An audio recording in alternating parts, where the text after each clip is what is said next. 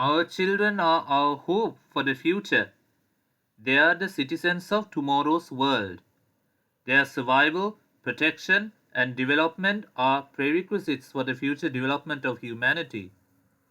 Therefore, as adults, we have a very big responsibility to safeguard the rights of children before birth, after birth, and especially in their early childhood. So, in the current socio-economic context, many issues have arisen, and that would affect the survival, protection, and the future well being of our children. Children are seen as a cost today but an investment for tomorrow. Therefore, it is important to take action to ensure their right to survive. The right to survival is nowadays universally acknowledged as a basic fundamental human right because the enjoyment of the right to survive is a necessary condition of the enjoyment of all other human rights, such as civil and political rights, economic, social, and cultural rights. The right to survive encompasses the right of every human being not to be deprived of his life and the right to live a decent standard of life. The child, by reason of his or her physical and mental immaturity, needs special safeguards and care before, during, and after birth. The Article 6 of the Convention of the Rights of the Child has stressed the importance of survival and development. State parties recognize that every child has the right to life. State parties shall ensure to the maximum extent possible the survival and development of the child. According to the Children's Rights Commission, the right to life involves positive and negative obligations. The positive obligations of a government regarding the right to life includes the duty to ensure that access to all children to basic services that support the right to life, such as medical care when it's needed, enough food so that children are not malnourished, an efficient warning system about the upcoming natural disasters and the prevention of air and water pollution. Negative obligations are the duties involved in not doing something like shooting a child who is trying to run away, torturing a child to get information, beating a child while arresting him or while breaking up a demonstration, aborting an unwanted baby, death caused by giving the wrong treatment in a hospital. So it's important to provide children with basic healthcare and nutrition. Not fulfilling these requirements leads to a violation of the right to survival. Health and nutrition factors are very important determinants of the right to survive. Lacking basic healthcare and nutrition affects the right to survive. Each and every interrelated negative factor ultimately affects and violates survival rights. So it is essential to take necessary steps in order to change this into a positive manner. For a child less than 4 to 6 months old, the best food is breast milk, which gives an infant protection against many types of infections. However, in Sri Lanka, only 24% of mothers exclusively breastfeed for a period of 3 months, after which they move on to the infant formula.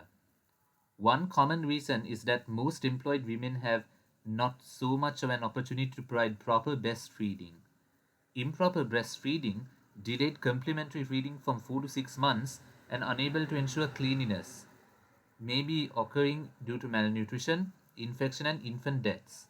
When considering the growth of the child, regular weighing and plotting the weight in a chart is important. But mothers, due to heavy burden of work, neglect to bring the child to such clinics. National level programs have been undertaken to ensure child survival. Promoting breastfeeding was one of the strategies. Extending maternity leave in 3 ways: 84 working days, 84 holidays, and 84 days without salary payment. Giving effect to the principles and aims of the articles of the International Code of Marketing of Breast Milk Substitutes and also the World Health Assembly resolutions. Launching the Baby Friendly Hospital initiative to encourage hospitals and the staff to promote breastfeeding. We live in a changing society every moment. In that situation, the social economic background is causing problems with regard to survival rights.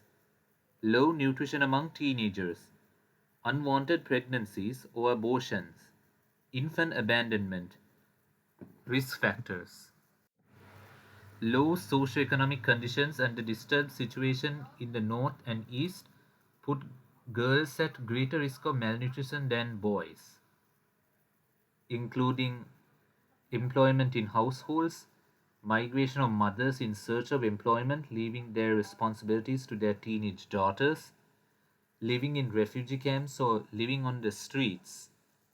A huge risk will be pushed towards prostitution, exposing themselves to sexually transmitted diseases such as AIDS. A teenager needs nutrition for further growth. When a teenager becomes pregnant, if she doesn't get the required amount of nutrition, her future infant would be of low birth weight with all the health risks. Looking at Sri Lanka, a considerable proportion of Sri Lankan children are in the line when their needs of health and nutrition are being adequately met. In nutrition and health, Sri Lanka falls in the middle group. But in some disadvantaged areas like urban slums, plantations, factories, rural areas, agriculture and fishing areas where socio-economic conditions are low, there is the likelihood of deprivation of this right to survive. Successive governments have provided free social welfare measures that help the people, especially the poor sector, like free education, free health services, food subsidies, and low cost housing.